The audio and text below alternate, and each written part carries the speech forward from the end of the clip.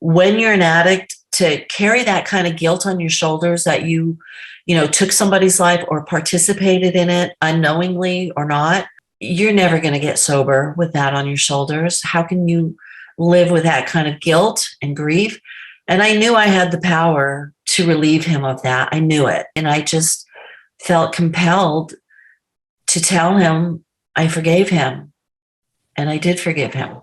My goodness, Rose, being able to care about somebody else's pain while you're struggling with your own is the mark of a remarkable person. And you are that.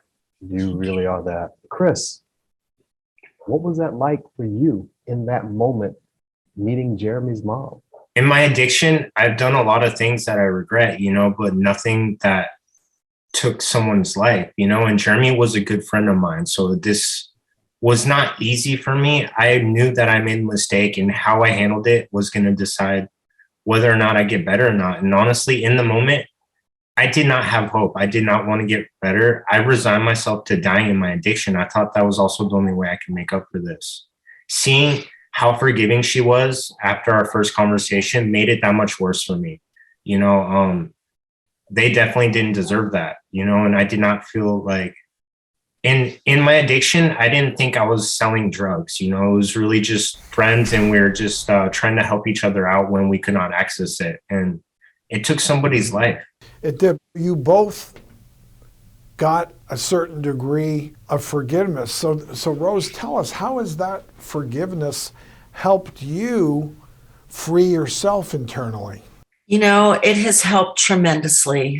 You can't live with all this negativity in your life. I knew that once I forgave him, I would have to no longer be mad at him, no longer blame him, no longer, curse him, no longer, blame him really for my son's death. And that just lifted a huge weight off my shoulders and allowed me to continue grieving without this huge factor also weighing on my heart. I always say, no one ever died from a snake bite.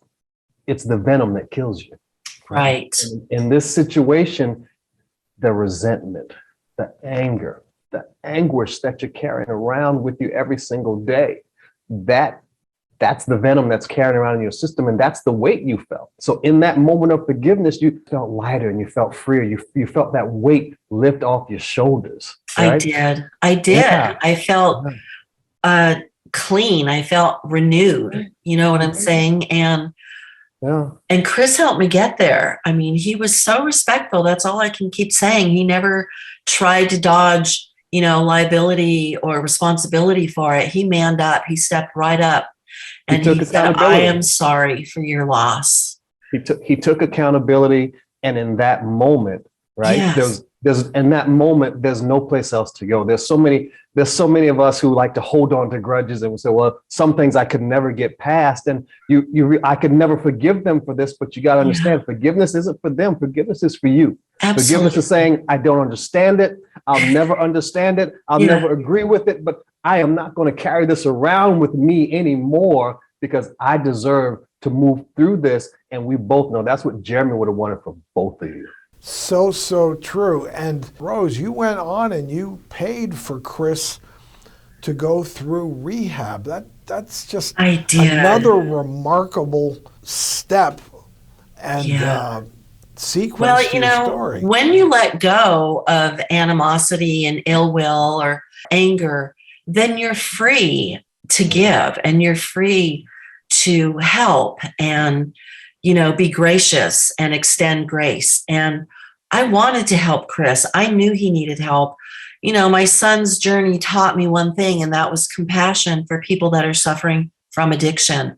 I never really understood it, and I don't think you can understand it until you walk side by side with someone that has it, because we all think, oh, just stop. Why can't you just stop? Just use your willpower, use your, whatever tools you have.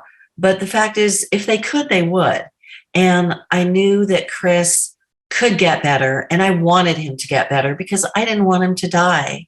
And in fact, if I had never forgiven him and he did die and he took his own life, I would then be plagued with guilt.